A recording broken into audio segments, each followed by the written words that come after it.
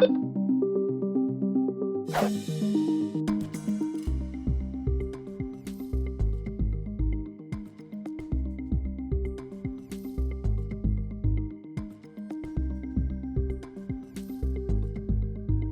now, from the CFTK-TV studios, this is Open Connection with your host, Robert Pictou.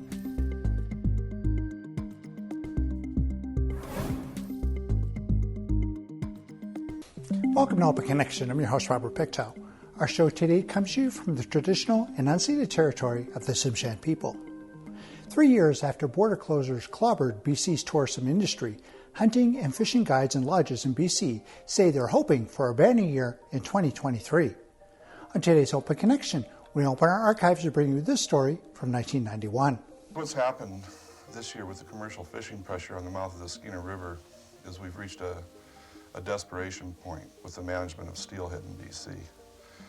If something isn't done and done soon, we're going to lose the whole early component of our steelhead stocks. And this is a genetic loss.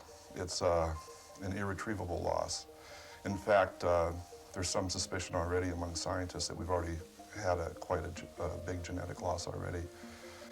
So this is a very serious conservation issue. The DFO would like to have us believe that it's an allocation issue, but it's gone far beyond that point. It's a conservation issue and an environmental issue at this point in time. Now, sports fishermen have said that they're not going to take this lying down anymore. They're going to make a little bit of noise. Is this a way to make some of that noise? Yeah, this is all part of the whole program to bring the light of public opinion to bear on the management of steelhead stocks. Basically, we've had an unacceptable and inexcusable level of mismanagement as far as the Skeena River is concerned. Well, the real reason is there's not too many fish out in the river right now to be caught. And I must point out that I do represent the local resident angler. And we have a group of people here in Smithers that are quite concerned that the numbers of steelhead in this area are down drastically. And we've initiated this banquet symposium auction as our part by the local resident anglers to, number one, bring this issue forward, and number two is to raise some funds for projects to continue the issue. You know, we anticipate some controversy, of course, and there will be a moderator that will do his best, I hope, to maintain control, and you know, we're all responsible people. And I think the days of the head knocking is over. If we continue to head knock for the next 5 years, then we're going to lose the fishery completely. That's my opinion. So we're looking for consensus, we're looking for reason, we're looking for ration. But you're also looking for a change in the way things are managed. Yeah, sure we are, because the way it has been managed hasn't worked. It's hoped the symposium and the banquet and auction that'll follow later in the evening will make some money. A portion of that money is earmarked for the provincial Wild Steelhead campaign. We want to get across what are fairly complicated issues for those that aren't familiar with them. And we see hard-hitting video as the only way, or the main tool that we have. We have a fundraising initiative that's being done back under the umbrella of Trout Unlimited back down in the States. We have a lot of corporate support from companies like Patagonia Incorporated, the outdoor clothing manufacturer. There are actually quite a few groups of individuals that have now come forward and have now promised a fair amount of funding. How much money do you need? For the Skeena video, about $50,000 or $60,000, but we've sort of set a target of between $150,000 and $200,000 in the next 18 months. We've had great support from the local community and the local retail industry as far as donations to our auction.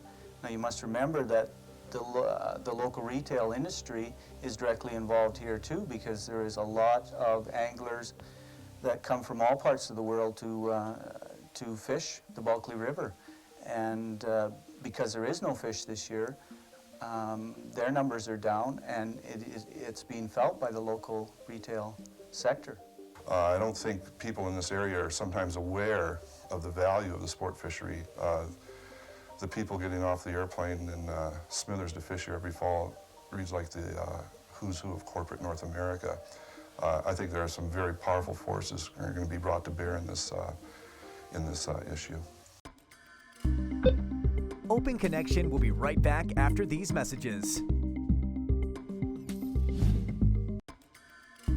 And now, from the CFTK-TV studios, this is Open Connection with your host, Robert Pictou. Thank you for staying with us. The Rainbow Warrior was named after an indigenous Cree prophecy.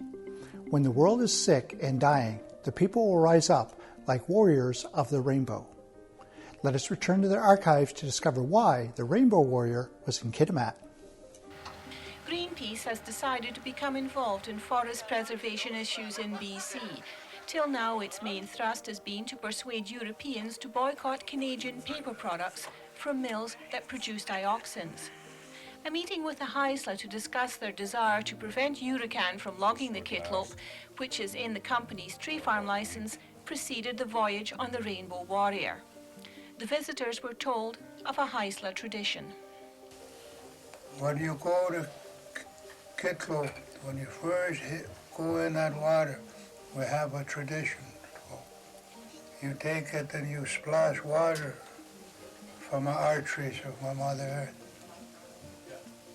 It will make, that water will make your eyes sharp to the beauty of the place. Sprinkle a little bit in your ear, it will make your hearing sharp to the sound of the Kitlope.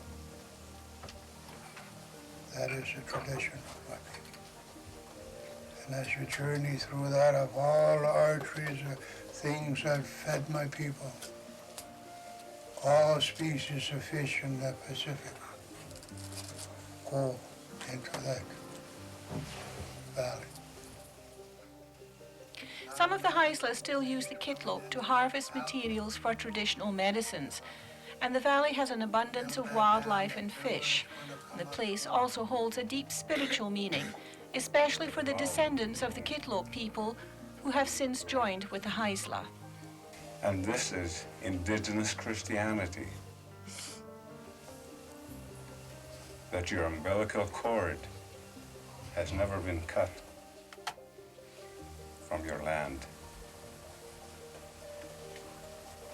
This is indigenous Christianity, where you were brought up in. Your walk of life is the path that your ancestors have walked. The message had a visible effect on the participants at the meeting. It's a very powerful speech, especially by Cecil Paul, where he talked about his dream being realized, his dream of an international alliance to save the Kitlope, and I think that's what this expedition for Greenpeace represents. An international alliance between Indigenous peoples in Canada, international concern abroad in Sweden, Finland, etc. Greenpeace hopes the Kitlope trip evolves into a continuing association with the Haisla people.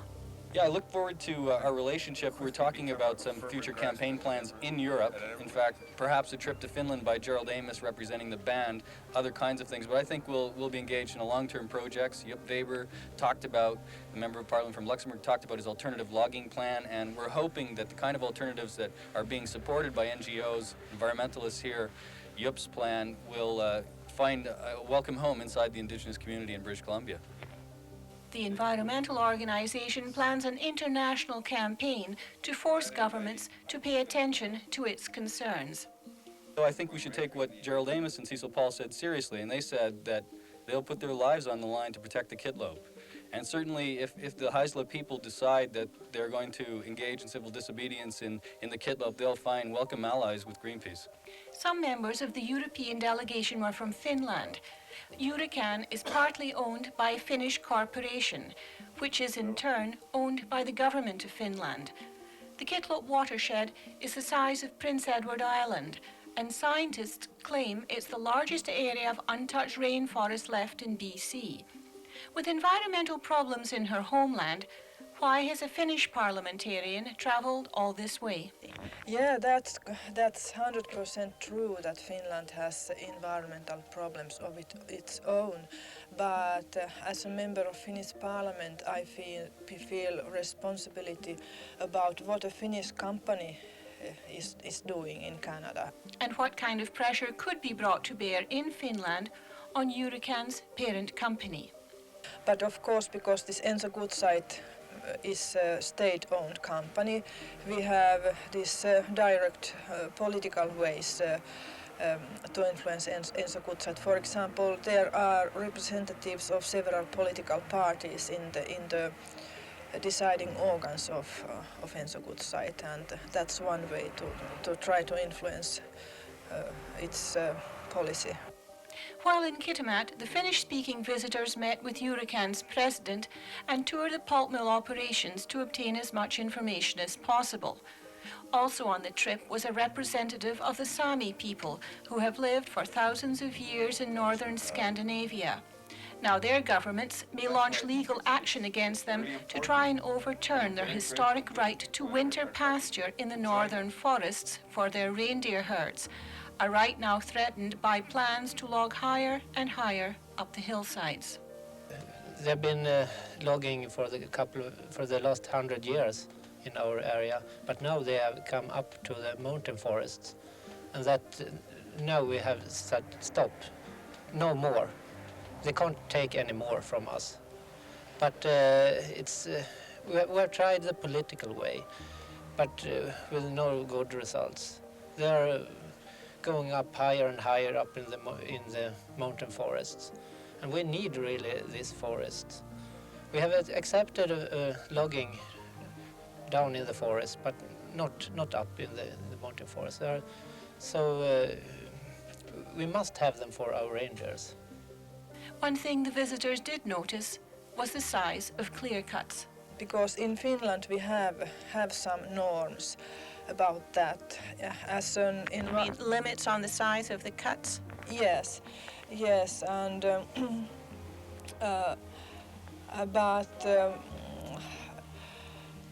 as an environmental activist, I think that also in Finland those norms are too big.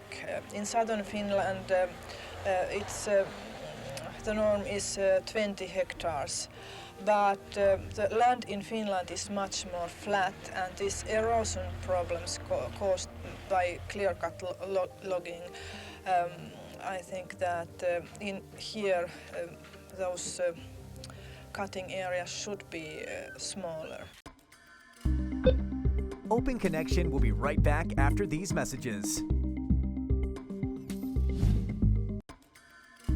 And now, from the CFTK-TV studios, this is Open Connection with your host, Robert Pictou. Welcome back to Open Connection. A clear cut is an area of forest land where most of the standing trees are logged at the same time, and a few trees remain post-harvest. Forest buffers are left around streams and lakes, and the area is replanted within 2 years of harvest. Let us return to the archives as Scott Marlowe shares more about clear cutting. Yeah, I think we're to the point where everybody agrees that clear cutting is the most ecologically sound way to harvest within BC and even within Finland. In fact, in the Scandinavian countries, clear cutting is the law.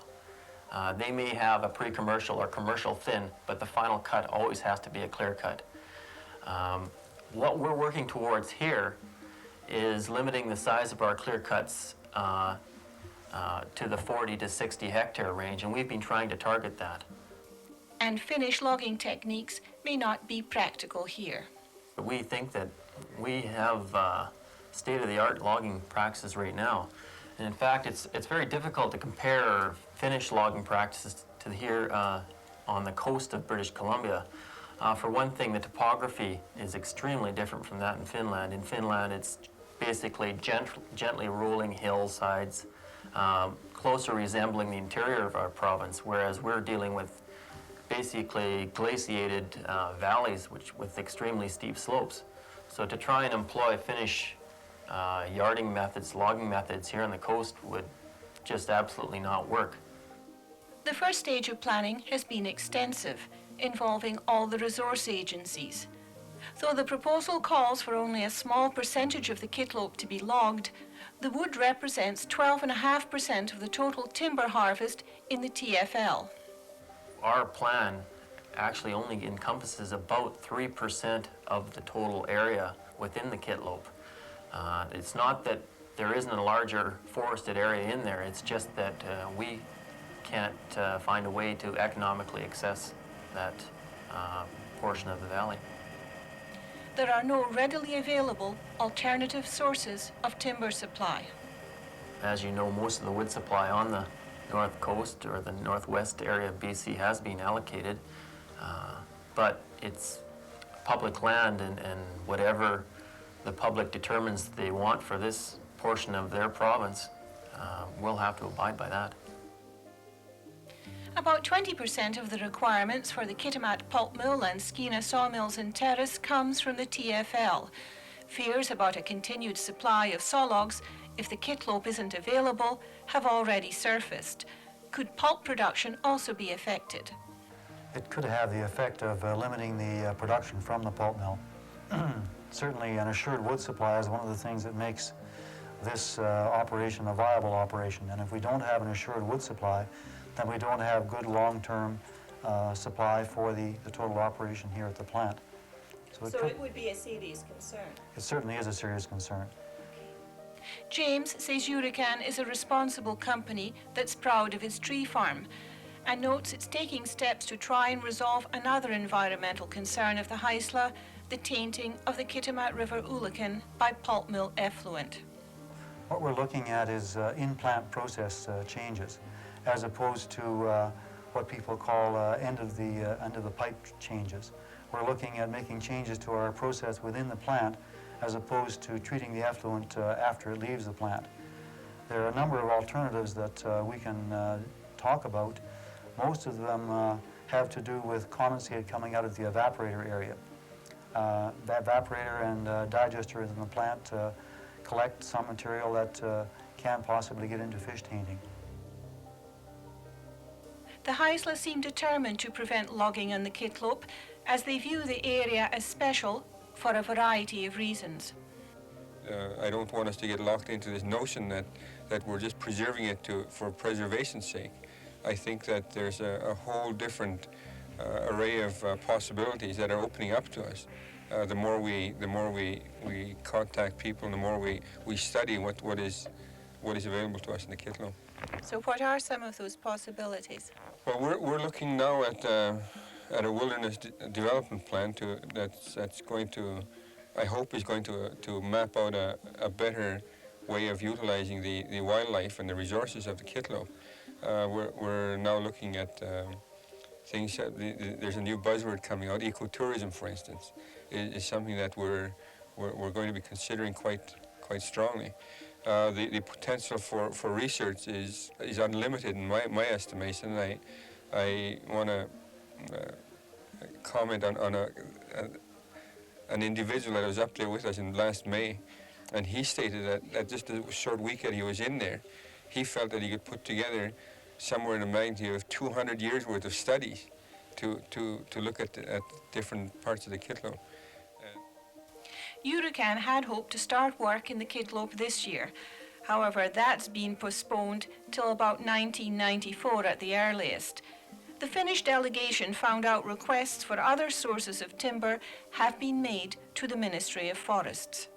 But one very interesting thing was that he said that the company is ready to change this Kitlope area, this loggable parts of that Kitlope area, to some other part if the government agrees. And so in Finland we would say that he threw the ball to the government. And many people are waiting to see just how the ball bounces. Open Connection will be right back after these messages. And now, from the CFTK-TV studios, this is Open Connection with your host, Robert Pictou. After his presidency, he remained at UNBC and established its first 5 special focus areas, Women's Studies, Environmental Studies, First Nations Studies, Northern Studies, and International Studies. In this final segment of Open Connection, founding president of UNBC, Jeffrey Weller. When the University of Northern British Columbia unveiled its strategy for the opening of classes in the fall of 1993, it did more than just tell students what they can look forward to in the way of studies. UNBC also laid the real groundwork for higher education in this part of the province. To this point, community colleges like Northwest, Northern Lights, and New Caledonia paved the way for students to acquire scholastic disciplines, either to enter the workforce or continue schooling at institutions like Simon Fraser University or UBC. Many factors had to be considered by UNBC's founding fathers, but none so important as keeping a regional presence and watching the budget as well. Firstly, it gives the university's mission or general purpose. Secondly, it provides information on the basic organizational structure of the university, which, as you will see in the first section, is a bit lean and mean for a university, but it is adequate. Keeping the curriculum within the framework of Northern BC will not only attract those from this part of the land to the potential of higher education, but likely keep those individuals living and prospering in this area. The framework of UNBC can be simply understood by looking at the 5 faculties which will be developed over the next year and 3 quarters. The Faculty of Natural Resources and Environmental Studies will offer degree programs in forestry and the environment. Students can obtain bachelors in First Nation self-government and international studies under the Faculty of Management and Administration. Health and Human Sciences will offer bachelor degree programs in nursing and social work with emphasis on Northern Native issues. Arts and Science will provide degree programs in a range of English to chemistry, and graduate studies will also be available at UNBC with emphasis on research programs that reflect the needs of Northern British Columbia. Northwest Community College has been providing post-secondary education to this point, and harmony with the new university is a must. It seems to coincide very much with what we've discussed. We've been meeting regularly with Jeff Weller, the 3 Northern presidents, and the president of OLA, so that we had an opportunity to input into many of the things that are here. And I think basically the approach that Jeff has taken to the faculties, which is an interdisciplinary one, is most appropriate for here, being small, and for this time as well. Now, the university, of course, much like your college, is emphasizing its regional nature. Now, for Northwest Community College, it must be tough enough because there are very different kind of communities that you service. The very small ones, such as Ianch, and larger ones, such as Terrace and Prince Rupert. Now, we're taking it even further with the University of Northern British Columbia. They've got quite a task ahead of them. Well, they certainly do, and it's going to be a very challenging one. Traditionally, universities have tried to serve outside of a major center through a model where you're parachuting people in, setting things up, an extension service. UNBC, I hope, and certainly from my discussions with Jeff, will go beyond that and establish their name and their credibility within many of those communities. And the way that I think they can do it, which hasn't happened before in this province, is by working in cooperation with the 3 Northern colleges. Thank you for joining us for this episode of Open Connection. The greatest distance in the existence of man is not from here to there, but the connection of his mind and heart. If we can conquer that distance, we can soar like an eagle and realize our immensity within. I'm Robert Pictou.